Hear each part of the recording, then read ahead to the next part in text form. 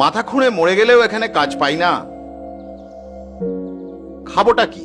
পেটের দায়ে দেশ ছেড়ে কাজ করতে যেতে হয়, লেবারের কাজই করি। মা ভাত দাও।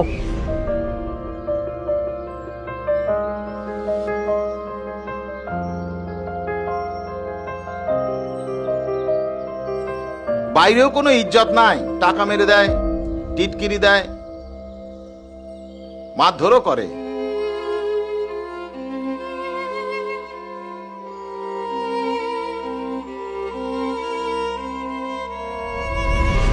বাঙালি কথাটাই যেন খিস্তি হয়ে গেছে। মেয়ে লেবারদের সঙ্গে যা তা নোংরামো করে।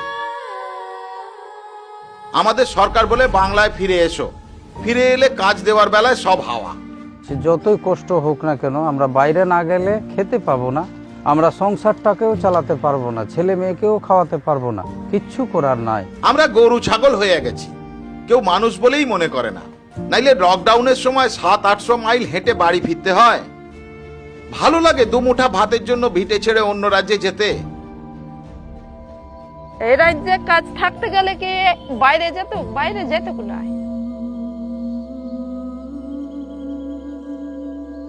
কেন আমাদের পেটের দায়ে মান ইজ্জত বিকিয়ে দিতে হয় বলতে পারেন?